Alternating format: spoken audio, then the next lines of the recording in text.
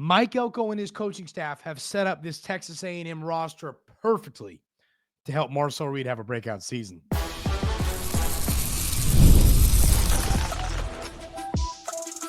You are Locked On Aggies, your daily podcast on the Texas A&M Aggies, part of the Locked On Podcast Network, your team every day.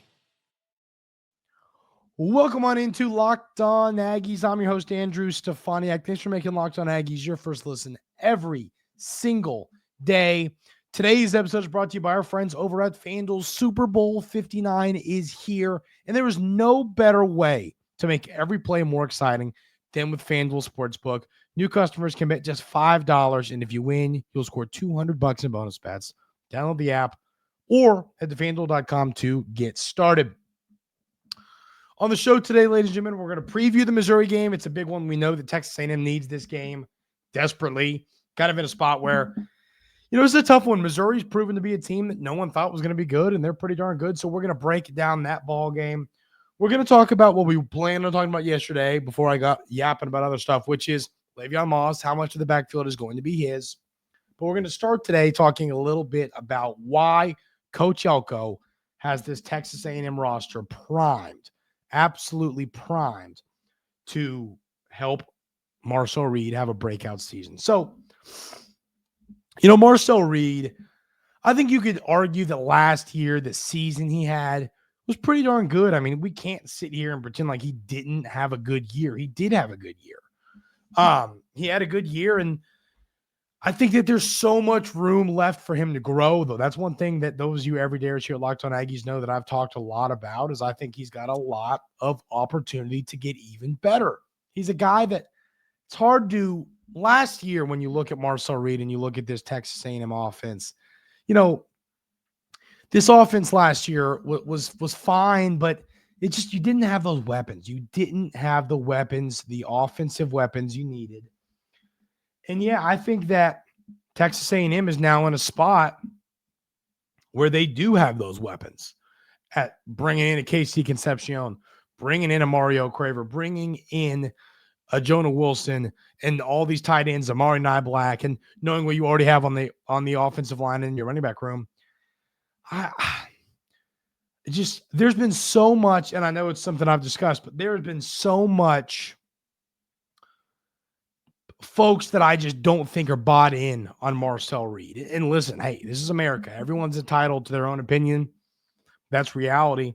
But I do think that at times we see some folks overly hateful on Marcel Reed's upside. I mean, it grinds my gears that folks aren't able to take a look at a player like Marcel Reed and say, you know what? If it hits, that kid can be really good. Because he is capable of doing that. He is more than capable of hitting that upside. And I just don't think he had the weapons last year to do it. I mean, Cyrus Allen and Jabri Barber, these guys were fine college wide receivers, but they weren't elite. Noah Thomas is a guy, I can already tell you the script on that. That kid's going to go to Georgia and be damn good. And that's fine. Best of luck to him. But I just think KC Concepcion is the perfect wide receiver to help his quarterback. You need a player like that is able to make your quarterback's life easier. And to me, that's who KC Concepcion is. I just think that he's going to be open so often that he's going to be able to help Marcel Reed not have to make these difficult throws. Now, Marcel Reed has to make sure that he's not, gluing his eyes to Concepcion and not looking away. But, I think you've upgraded at tight end. I think Amari Nyblack is going to be great for you. But I think you also have players in Mike O'Reilly and Nate Warkature that are going to come in and help you out as well. Plus, you still got Coyote Armstrong, the young freshman that's going to be really good, and Theo's still around. So, I think that is a big reason why I think that this offense is going to be better, because I think you've upgraded at tight end and you've upgraded at receiver. Knowing that you have upgraded at both of these positions, I just think that Texas A&M is in a spot where they are going to be incredibly, incredibly good offensively. Now, I also at the same time believe that you're going to have to see Marcel Reed take that step to the next level. I mean, he's a player that has proven that there's the upside there. And, I'm a believer that he is going to find a way to be really, really, really good in the future. I think that it's hard to not look at his upside as a passing and rushing quarterback and see that. So this room as a whole, this offense as a whole is in a spot where it's hard to see it not taking the next step. But the concern for Marcel Reed across the college football community, those that aren't believers in Marcel Reed, it's very simple. It's black and white. Those who don't believe in Marcel Reed don't believe in his upside as a passer. And I do. I think that he showed enough flashes during his time at last year as the starter to prove that, yeah, there's no question there's some decision-making, and maybe he eyes in on one receiver too much at times. There's a lot for him to improve on, but I am a believer that at the end of the day, Marcel Reed is going to find a way to dial that in, and he's going to improve as a passer this offseason. That is literally Colin Klein's one job this offseason, is to make Marcel Reed a better passer. I mean, obviously, he's the OC. He's got more jobs than that. But you get what I'm saying. I mean, I think that's his most important priority. So that is going to be the thing to monitor, the thing to pay attention to. Can Marcel Reed take that next step? I think that he has the weapons. Last year, the receivers, I mean, Trey Watson, I think, was a solid player. I think that you had some good tight ends. You had some good receivers, like I said, in Cyrus Allen and Jabri Barber and Noah Thomas, and, Moose Muhammad had his times to shine as a Texas A&M player. But at the end of the day, I am a believer that this offense, thanks to the additions that Texas A&M made in the portal, is going to be a lot better than we've seen in the past. This is going to be the best offense we've seen at Texas A&M in a while, I believe. And having a quarterback like Marcel Reed, who is a guy who can run it, who can hopefully throw it better after this year, it's going to be scary for opposing teams. I'm telling y'all, Marcel Reed is going to elevate this Texas A&M football team to a new level. He's going to make this offense better than it's been. He is going to be a really, really good player. So I'm bought in, ladies and gentlemen. I'm bought in to this offense. I mean, and once again, and I've said it before, I'm begging those who aren't believers in Marcel Reed. I mean, if it's because of like what you've seen on film, what you've seen from him playing, I understand. I can get behind that. But it's hard to not look at the situation he's in currently with the players that they just brought in and not feel that there's a lot of upside there. I mean, because you can't look at this offense now with this returning offensive line, the running backs. We're getting ready to talk about them in a minute, but the running backs you're returning, the tight ends you've brought in, the great receivers you now have. It's impossible to look at all of these things and not be believers in this Texas A&M football team next year offensively. They're going to take that next level. So Marcel Reed has stuff to work on. Like I said, last year he stared down receivers too much. He was a little bit too hyper-focused on certain receivers at times. That's something he has to improve on. You cannot do that. You can't stare down a receiver. Once you stare down a receiver, you're putting yourself in a really tough spot because it's just easy for the defense to know what you're doing before you do it. So you can't stare down receivers. He's got to make better decisions. He's got to do better. I think some of those kind of feel passes he struggled with last year, there's stuff to improve on. I think Colin Klein's going to help him get there. Plus, having receivers like Concepcion and having a tight end like Amari Nyblack is going to help him have more open options downfield. It's just going to make him better and this offense better. So I think Mike Elko went and brought the weapons in that are going to help Marcel Reed take this offense to the next level. Texas A&M is going to be an elite offense next year. The running backs in this offense we just got done talking about are going to be one of the very important parts of it. Will we see some of these running backs will Le'Veon Moss take over as the main guy and it's just him? What is going to happen with his Texas A&M running back room? We'll talk about that coming up right here on Locked On Aggies.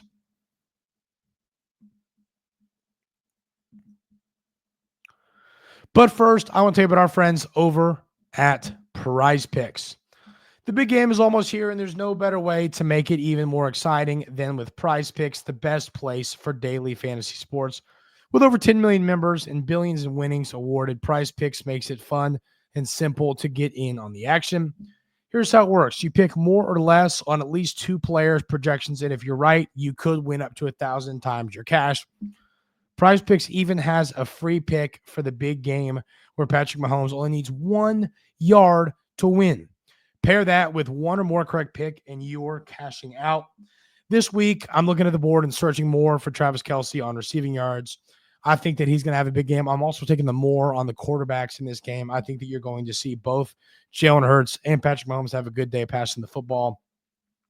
Download the app today and use code LOCKEDONCollege to get $50 instantly after you play your first $5 lineup. That's code LOCKEDONCollege for $50 instantly after you play your first $5 lineup. Prize Picks, run your game.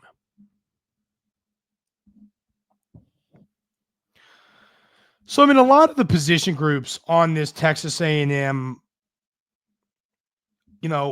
all of the position groups on this Texas A&M offense are kind of interesting in their own different ways. I think offensive line and running back are too similar. You're returning pretty much everybody except for the freshman you're bringing in on both positions, but you're bringing in some freshmen in the running back room that should help you. So knowing that, I think that this Texas A&M running back room is the room that has the highest upside. I've talked about it. I think Le'Veon Moss is going to potentially be the best running back in the SEC next year. Knowing how good he's going to be, plus the offensive line you're going to have, plus an offense that likes to run the football, plus a quarterback in Marcel Reed who likes to run the ball, which opens up more things in your running game. There is a lot of upside in that running back room thanks to all these different variables. And I think that Marcel Reed is going to help these guys out a little bit, but Le'Veon Moss to me. So here's my question, and here's where this kind of interesting debate comes alive for me. What I want to know is, I think that we all agree that the best running back in your running back room right now is none other than Le'Veon Moss. We all agree on that, right? Problem is, you've got Amari Daniels, you've got Ruben Owens, you've got these 2 freshmen coming in, Amaro and DeAndre Tiger Ryden. It's just hard to figure out how this room and these carries are going to break down. I think this is one of the most interesting offseasons. I think even like the receiver room is a little bit easier to project. To me, I'm a believer in player studs, and I think Le'Veon Moss is a stud. I don't know what my deal is. I know Amari Daniels is a dog, and he's done some good stuff for us at times, but I just think that carries are better going, of course, to Moss and then Owens as well. So, Owens, there was a lot of hype around him heading into last season. Then, the hype doesn't really come to fruition, and we kind of don't, he never really done a lot. And I think that because of the injury, and I think that he is going to have a kind of that breakout season this year. I think you're going to see a good year from Ruben Owens, but I think it's in a backup capacity.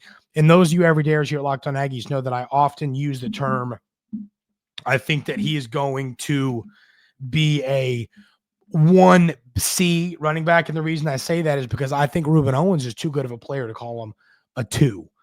But I don't think he's going to get enough carries to be considered a 1B.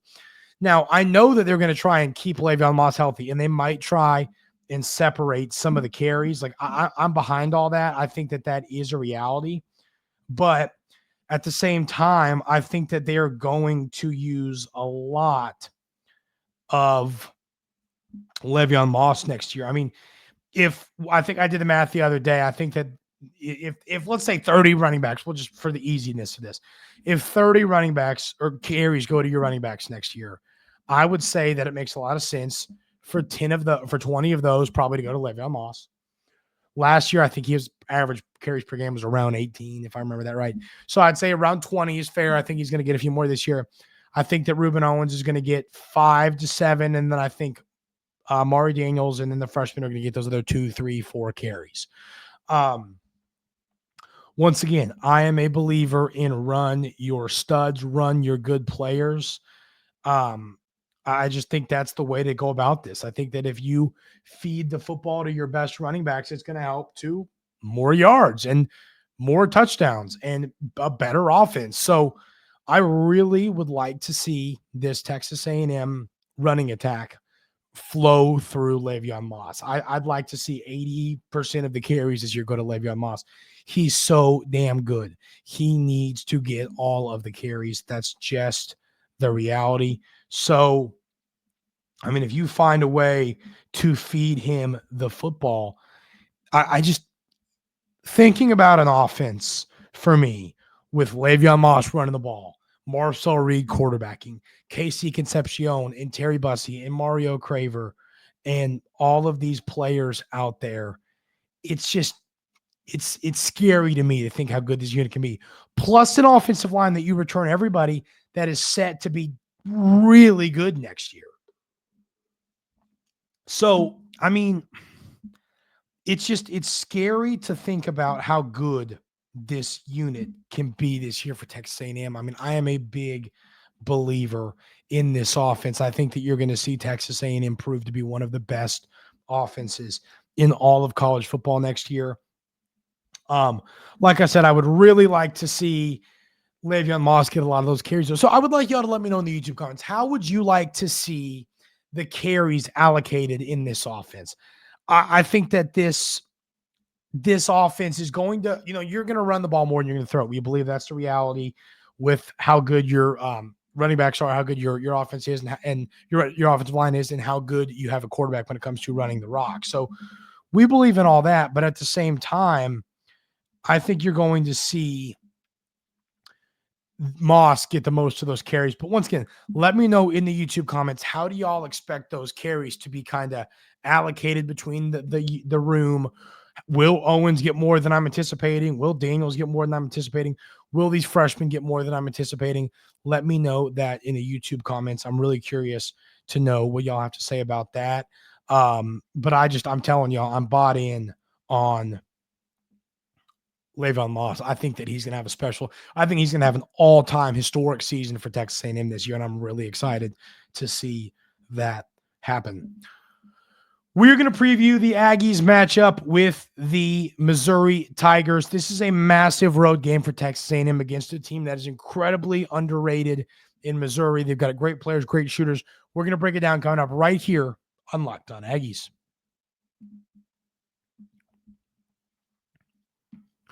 But first, I got to tell you about our wonderful friends over at FanDuel. Super Bowl 59 is here. One game, two teams, endless possibilities, and there's no better way to make every play more exciting than with FanDuel Sportsbook. Whether it's predicting the first touchdown, calling the MVP, or even betting on the coin toss, FanDuel makes it easy to get in on the action.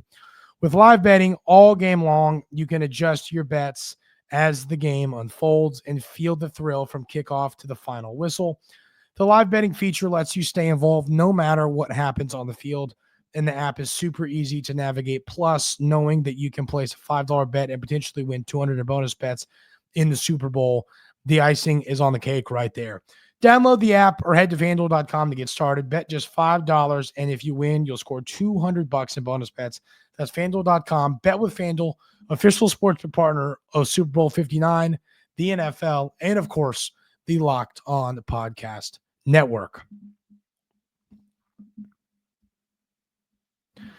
The Aggies have a absolutely massive game coming up on Saturday against the Missouri Tigers. The Aggies have to find a way to win this basketball game, y'all. I'm just telling y'all, this is a big one. This is a game for the Aggies that is just going to make or break the season to me. And y'all might say, well, no, it's a big game to me. I just think these are the type of games you have to win if you want to be a top 4 seed in Nashville, if you want to be a top 4, top 3 seed in the NCAA tournament. This is the type of game you have to prove. Now, yes, Nashville, it's a neutral site. I was there last year. There was a good amount of turnout for Texas A&M fans. And I think that obviously the NCAA tournament is a neutral site. So road games, I don't put a ton into them because, it's not going to be like that when it matters the most, but still you want to prove that your team can handle it and find a way to win in some stressful environments. So ESPN's matchup predictor has this thing split just about as 50-50 as you can get. They give Missouri a 50.9% chance to win compared to Texas A&M's 49.1%. So, I mean, once again, this is split just about as close to 50-50 as you can imagine. So Missouri, to me, the player to look out for, their leading scorer is Tamar Bates, and he's a player that, is just a darn good player. In his last 5 games, 22 points, 14, 26, 10, and 15, averaging 14 on the year, 13.9 to be exact. But the kid that I'm watching out for the most here, it has to be Caleb Grill. Caleb Grill is just a scary, scary player. He shoots 49.5% from 3 this year. He also shoots 53.7% at home, so he's even better at home. And once again, he is putting up these numbers on 6.1 3-point attempts per game. So that means that he's making 3 3-pointers a game. And law averages work their way out. If he were to shoot 10 in this game, he's probably going to make 5, maybe 6 of them. He's a player that you have to. Now, one thing, I was at Texas A&M's game against Kentucky. I was at that game live. I was so impressed in person. If y'all haven't seen this team play in person, and maybe, I agree that you can kind of see it on TV, but you can't see it on TV as well as you can see it on in person. This team closes out so freaking well. It is so impressive how this team closes out on 3-pointers. So that does make me feel a little bit better going against a player like Caleb Grill, who is one of the best shooters in the SEC. I think that the Aggies are going to have to find a way to close out when he is going to let a 3 fly. Because once again, if he's shooting uncontested 3s, you can go ahead and start running the other direction because it's going in. You have to get out and contest. They are a guard-heavy team.